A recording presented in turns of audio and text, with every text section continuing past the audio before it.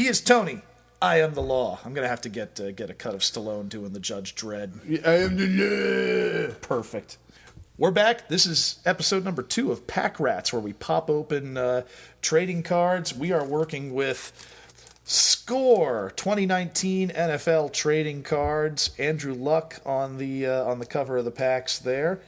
We've opened a couple of packs each. We've shuffled these up, and we're going to see who comes up. And that's going to be the person that we talk about here. And the fun thing about that is we're not professionals in any way, so we don't know half the people in these decks, and it's going to incense a lot of you. If you listen to episode 1, I had no idea who Lorenzo Alexander was at first glance. Now I know. Now I know my team needs to watch out for him. Yeah, he's a Jet fan, everybody, and he had no idea who Lorenzo Alexander.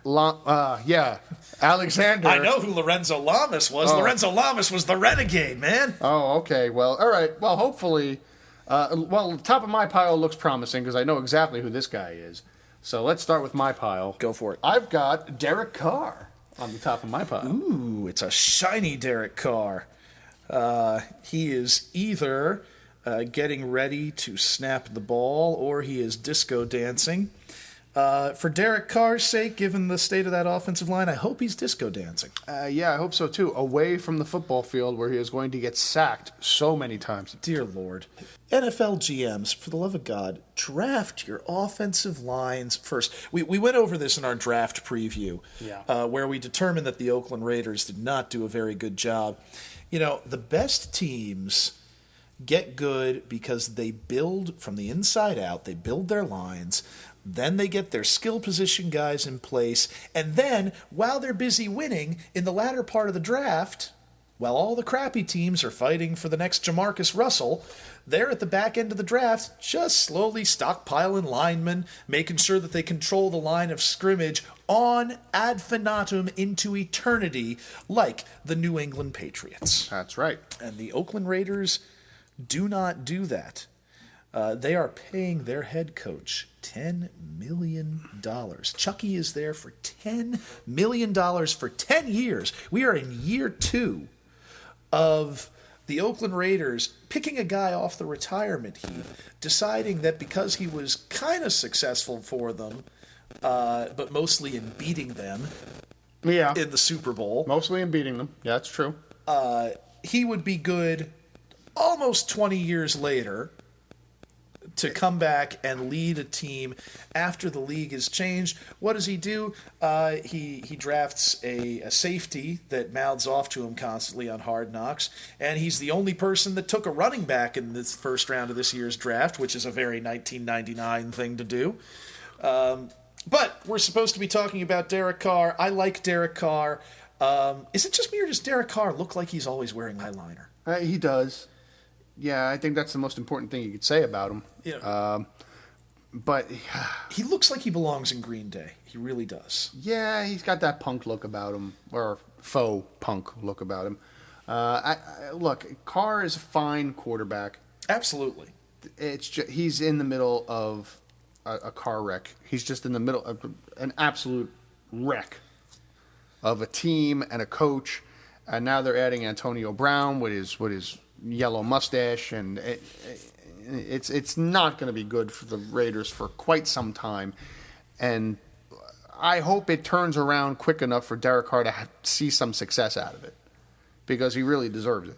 He's got some talent, but I don't see it happening. I think they're going to be a circus for at least the next 5 years. Yeah, amen to that. All right, next. Staying with quarterbacks, staying with number 4, we got Deshaun Watson, who is either suffering from a terrible migraine or he's trying to change his running back coverage there. The thing about Deshaun Watson is Deshaun Watson fits into that category of quarterback, guys that think run before they think of throwing to option number 3. Yeah. And it's so successful for everybody in college. Your Johnny Manziels, guys like that. But then they come to the league. You're absolute failures. But then they come to the league, and look, those kind of quarterbacks are going to miss time, and Deshaun Watson's already missed time. I would have a hard time as an owner writing checks for the most expensive position in the league, especially when I know they're going to take hits. Right. There's only one guy I've ever felt good about that fit into that category coming into the draft that I would be like, yeah, you know what? I would use a top pick on him. And he's Cam Newton. And that's because Cam Newton looks like a creative player. Yeah, it's true. Like, when they give you, like, a default canvas and you're like, well, just make him as tall and as muscle-bound as he possibly can, and then I'll put him at quarterback and just have him run into the line. You know, when you do that in Madden, you're basically creating Cam Newton. And even Cam Newton gets hurt doing this stuff. Yeah, and he is a monster. He's an absolute monster. I mean, he's built on par with Ben Roethlisberger. Absolutely. And for those guys get hurt on a regular basis. And then, but now don't worry, because the Carolina Panthers are telling everybody they've fixed Cam Newton's throwing motion. The hell was wrong with Cam Newton's throwing motion? He delivered it slightly sidearm. It still went 70 yards in the air. It went 70 yards in the air, and it was always his second choice. His first choice is always to tuck that ball and to run and to go and to do it himself. Yeah. And you're not going to have success. You're not going to have sustained success doing that. And it's a systemic thing. It's the way to win in high school, because you can't rely on people to catch the ball. You can't rely on people to catch the ball, and everybody's covering somebody else. Nobody's got an eye on the quarterback. Exactly. The quarterback is the only uncovered person on the field. And then it's the way to win. Well, no, it goes even earlier than that. It goes back to Pop Warner. You take the biggest, fastest kid you got, and you make him the quarterback. Yeah. And then, as a result, that kid is the quarterback again in high school. Maybe he's got no reliable receivers. I mean, high school throwing numbers. Maybe kids throw 5-6 times a game. It's not really likely, unless you're going to like one of those pro farms down in Florida or some nonsense like that. Yeah, where it's basically just planning for college. Yeah, and then you get into college, and there are teams that just have specific gimmick offenses. Look, one of the teams that gave us some of the best wide receivers of our generation, Georgia Tech, they barely even threw to them. Calvin Johnson went to Georgia Tech. He caught maybe 50 passes a year because they ran a triple option that it's impossible to track the ball. And those kind of gimmick offenses work enough in college and high school that you win with them. And if you win with them, you get to keep your job, so you keep doing them. In the pros, I always think back to like 2008 or 9, whenever it was. I think it was 8 when Tony Sperano started running the Wildcat. Yes. Remember, nobody could stop the Wildcat. They had Ronnie Brown, and they snapped the ball directly to Ronnie Brown. And there's no quarterback on the field, or if there is, he split out a wide receiver. What do we do? And then I'm pretty sure it was the New England Patriots were just like, well, you tackle the guy who's got the football. Yeah, you know what? We're just going to zero blitz. We're going to blitz literally everybody that's not covering a receiver, and we're going to assume that this professional running back isn't going to throw it to anybody. Yeah, isn't going to throw it. And if he completes 2 or 3 passes a game, you know what? We'll take that on the chin. That's okay. Yeah. We're just going to swarm him and kill him. Yeah. And that's what they did. And you know how many people run the Wildcat now? Oh, it's a big fat 0. Yeah. Nobody runs the Wildcat because it's stupid. So I wish nothing but the best for Deshaun Watson. When he came out of Clemson, I really liked him, but I really hoped that they were going to develop him into somebody that throws more often than he runs. Because when he runs, it would be such a serious threat at that point. Yeah, maybe I shouldn't phrase it like that. I think the way to phrase it is to say, I would have hoped that they would have developed him into somebody who goes through the entire receiver cycle before taking off. Yeah. I do feel still watching Deshaun Watson that he checks the first option, the second option. And then he goes. Absolutely. I couldn't agree more on him. And now we're getting down more into the nitty-gritty here. We have from the Los Angeles Chargers, Austin Ekeler. I thought he was the second coming, actually, when Melvin Gordon went down in my fantasy league, our fantasy league. he was performing so well, and they had him in such a great secondary role behind Gordon too. Well, he might get a lot of time this year, especially Gordon holding out. With Gordon, yeah, Gordon's demanded a trade or is holding out or something, and look, Ekeler looked really solid for a really long time. He had a stretch of 5 or 6 games last year where he was really the guy. Ekeler can also catch. I feel like the more he's on the field, the better that is for. I mean, not that Melvin Gordon can't. Melvin Gordon can also. Oh catch. no, Melvin he's Gordon, a fantastic talent. But Melvin Gordon is Austin Ekeler times 1,000. Fair. But look, Phillip Rivers is at the point in his career where he gives no Fs who you put on that field with him. He is going to find a way to win more often than he loses. Yeah. He's in his mobile G.I. Joe command unit every day going commuting to wherever the Los Angeles Chargers have camp from his home near San Diego. I was going to say, they probably have the camp in San Diego because that's where everybody loves them. But that's what he does, right? He has like a decked out bus. He has like a theater in the back of his bus where he watches because he's got 50 children. And he is, and you know what? I love that about Phillip Rivers. I love that he is. I love that he's a family man. I love that he is like, yeah, you know what? Practice begins at 8. I'm gonna have to wake up at 4:30 to commute. Get there. And I have made so much money that I've got no problem paying people to come and take me to these things. Yeah, I think that is commendable. I think it's a great way to look. All Phillip Rivers needs, in my mind, to push him into the Hall of Fame, he needs a Super Bowl run. If he wins the Super Bowl, and this might be the year, because all those teams have to do is beat the Patriots. Yeah. That's really what it boils down to. If you could beat the Patriots, you could be a Super Bowl champion.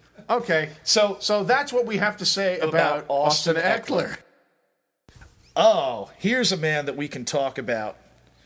Alshonn Jeffrey. Alshonn Jeffrey. Shown here in happier times than when he ended the season last year. Yeah.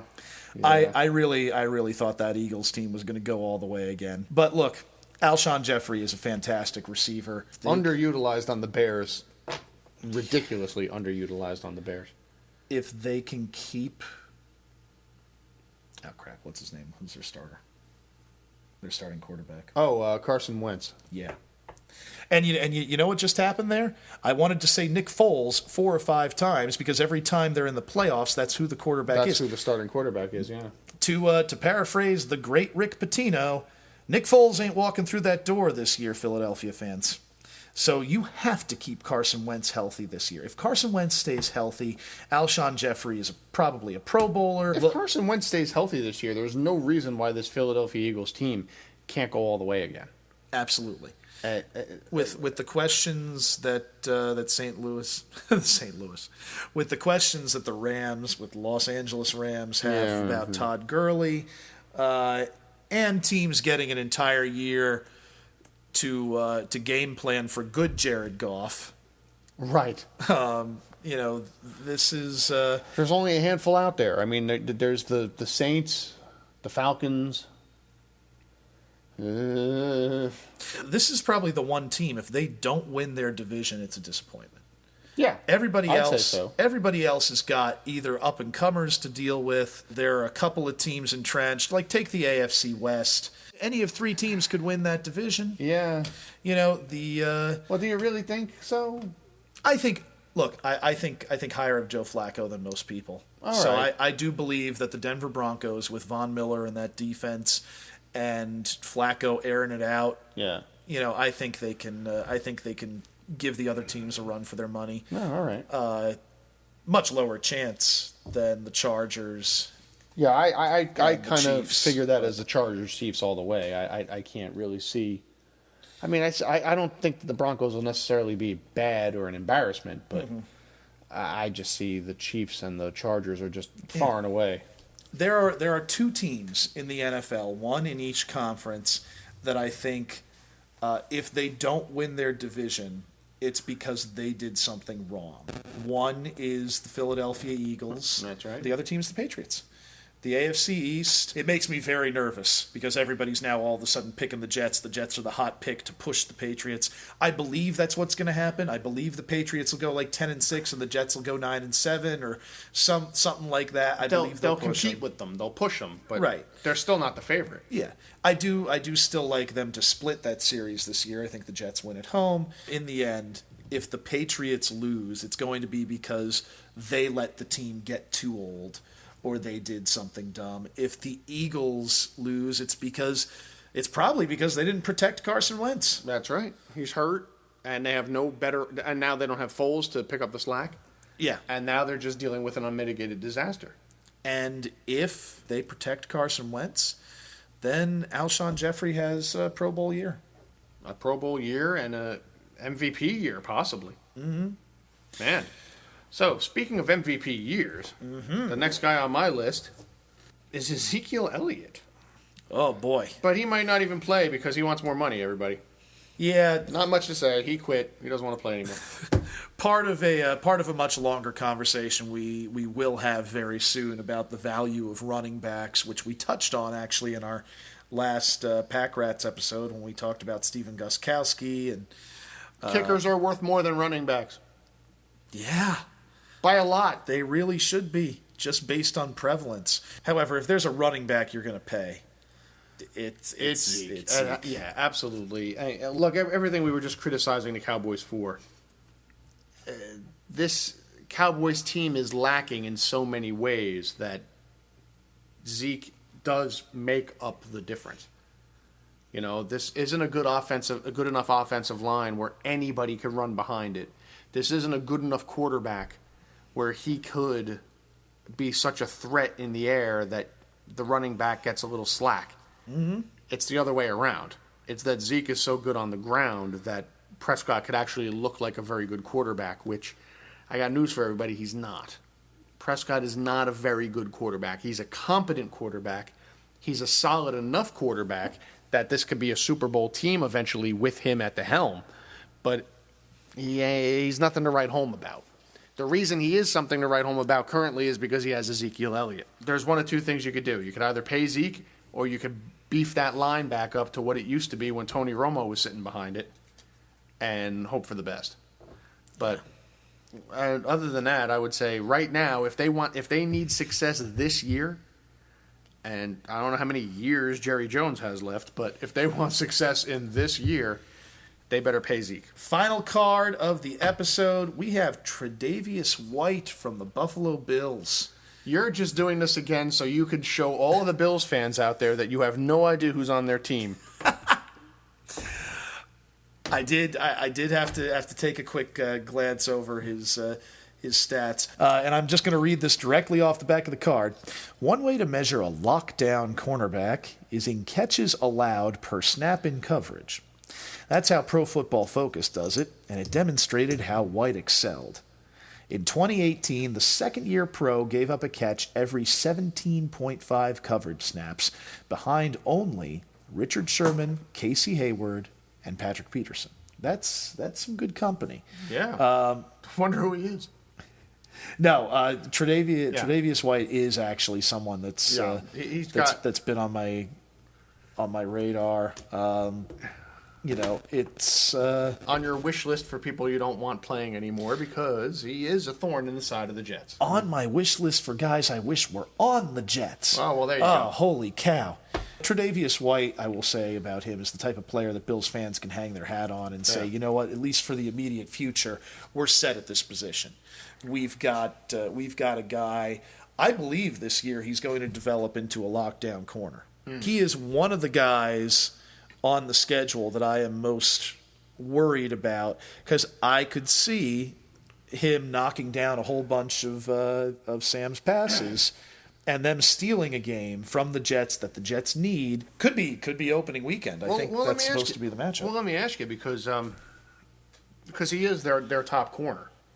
Who do you see him covering on the Jets? Or the side of the field, or do you think that Is he going to shadow a Robbie Anderson? There have been so few guys that have just been like locked down. I'm putting you on a guy. Patrick Peterson used to be that. They don't use him that way anymore. No, he covers side of the field now. Yeah. Richard Sherman, as great as he is, has always covered side of the field. Yeah.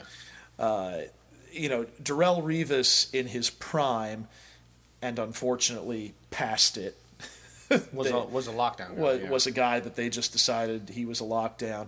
Before him, the last one I can remember that I really was like, wow, that guy is locked down, was Nnamdi Asomugha. Wow, okay. Yeah. So you think that's a thing of the past in the NFL now, huh? I think it is mostly because we don't really need it against the Jets either, because everybody's sort of on equal footing. Yeah, the Jets, Anderson and Crowder and Crowder now with the signing of Crowder. Who you're really looking at is the number one guy there. Yeah. The unfortunate thing is, as a casual fan, yeah, you don't get to see coverage at home. No, you really don't. Unless they say watch this coverage on the replay. Right, exactly. You don't get to say you don't really get to see what happens on every single down unless you're there at the game. How did we get here? I don't know how we got here, but that's kind of the point, isn't it? Yeah, it Otherwise, really we would have had to talk about more people in these decks that I don't know who they are, but we're not going to, because this episode is getting too long. So until the next time, that's the law. I'm Tony, and we're out of here.